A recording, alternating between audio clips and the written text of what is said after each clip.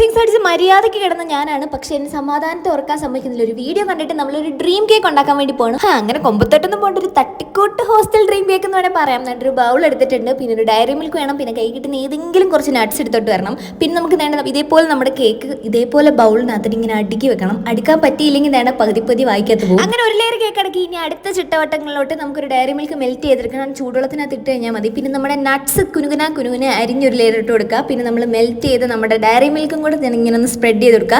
ഇതേ സാധനം ഒന്നും കൂടെ റിപ്പീറ്റ് ചെയ്യുക. മണ്ടയ്ക്ക് ചോക്ലേറ്റ് ഒഴിക്കുക. നമ്മുടെ സാധനം സെറ്റ്. പിന്നെ തണുപ്പിക്കേണ്ടവർക്ക് തണുപ്പിക്കാം. എനിക്ക് ഇനിയും പിടിച്ചു നിൽക്കാനുള്ള ശേഷി ഇല്ലാത്തതുകൊണ്ട് ഞാൻ ഒരു സ്പൂൺ എടുത്തുകൊണ്ട് വന്നത് ഇങ്ങനെ കുത്തിപ്പൊളിച്ചങ്ങ് തിന്നിട്ടുണ്ടല്ലോ. എനിക്ക് ആ വികാരം പറയാൻ വയ്യ. എൻ്റെ വായിക്കകത്ത് ഇങ്ങനെ അലിഞ്ഞു. ഒന്നാമതേ മൂഡ് സ്വിങ്സ് അടിച്ചിരിക്കുകയാണ് ഞാനിതുവരെ ഡ്രീം കേക്ക് കഴിച്ചിട്ടില്ല. പക്ഷേ വീഡിയോയിലൊക്കെ കണ്ട് നല്ല പരിചയമാണ്. അപ്പോൾ എന്നെ പോലെ ആരെങ്കിലും ഉണ്ടെങ്കിൽ കമന്റ് അടിക്കുക. ഇതിൽ ചിലവർ വിചാരിക്കുന്നുണ്ട് ഇതിപ്പോൾ മൂന്ന് സെപ്പറേറ്റ് ആയിട്ട് കഴിച്ചാൽ കുഴപ്പമൊന്നുമില്ലല്ലോ, തിന്നാൻ പറ്റുമല്ലോ. പക്ഷെ നമ്മൾ ഇങ്ങനെ കഴിക്കുമ്പോൾ ഉണ്ടല്ലോ അതിൻ്റെ ഒരു സുഖമുണ്ട്. അത് നമ്മൾ കഴിച്ച് നോക്കിയാലേ പറ്റത്തുള്ളൂ. നല്ലതാണ്. നിങ്ങൾ ഒരിക്കലെങ്കിലും ട്രൈ ചെയ്ത് നോക്കുക. അപ്പോൾ നമ്മുടെ ഹോസ്റ്റൽ തട്ടിക്കൂട്ടി ഡ്രീം കേക്ക് എങ്ങനെയാണെന്ന് പറയുക.